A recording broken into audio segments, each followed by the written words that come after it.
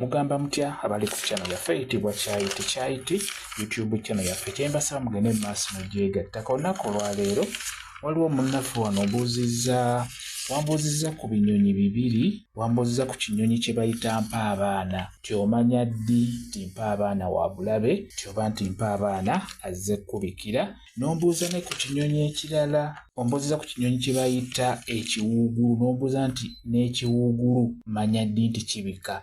Kakati kansooke ne Mpabaana. Mpabaana oyo osobola okumanya nti azze ewaka azze kubika. Kuba Mpabaana oyo asobola okukaaba, asobola okujja ewaka ekyamazima ng'azze kubikira. Oba ng'akulaga nti mu maaso eyo gy'olaga oyolekedde ebizibu eby'enjawulo. Mpabaana akikutegeeza bulungi. Ekisooka tolina kutya ng'obadde omulaba ng'azze ewuwo. Abeera anoonya kyakulya era taba na buzibu singa abeera azze nabeera ng'atambula oba nga biri bisatu oba bina kuba bitera kutambulira mu bibinja. Awo taba na buzibu. Ne waakaabira mu lusuku tewabawo buzibu bwonna.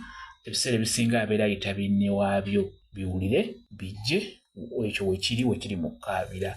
Naye Mpabaana w'abeerera ow'obulabe singa ajja n'agwa ku bbaati n'akaabira ku bbaati n'alemerako n'omugobako n'addamu n'akomawo era n'addamu n'akaaba. Kisobola okubeera ekimu oba ne bibeera byonna.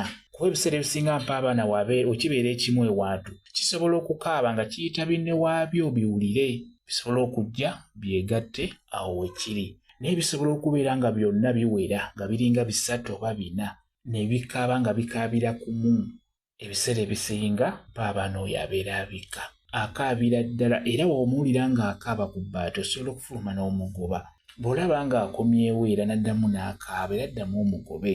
Mpabaana akaaba mu nkaaba eyo ey'okulemerako. Okitegedde? Kwegamba Mpabaana singa akaabira ku nnyumba yo oba omuti oguliraanye ennyumba yo ng'abale tatera kikola n'akaaba ng'akaaba nnyo n'alemerako kimanye nti Mpabaana oyo abika. Ekintu ekirala wabuuzizza ku kiwungulu. Omanya otya nti kibika? Ate ekiwungulu bannange kibi nnyo. Ky'osobola okutegeererawo ate ekiwungulu ekyo kimulaba singa kikaabira ewakaawo ekyamazima obeera olina okufiirwa.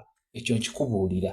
Naddala nga kikaabidde ku nnyumba yo waggulu oba ku muti tugeze oba gwa masannyalaze guli mu luggya lwo ne kiyimirira okwo ne kikaaba obeera olina okufiirwa. Kiba kitegeeza ggwe nti obudde bwonna ogenda kufiirwa oba ogenda kufiirwa muntu wo ddala yaba agenda okufa. Ekiwungulu ekyo singa kikaabira ku nnyumba yo oba ku muti oguli mu luggya lwo.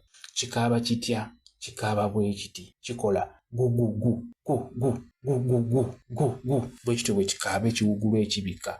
Ekiwungulu ekyo enkula gye kyakulamu kinyonyi naye kyakulamu nga kkapa mu maaso wano. Kitiisa nnyo era ffe twakityanga nnyo. Bitera kubeera mu miti egyo egibeera emiwanvu. Kati kibeera nnyo mu matabi omwo oba ku muti gw'amasannyalaze naddala nga kyagala kukola omulimu gwakyo ogw'okubika.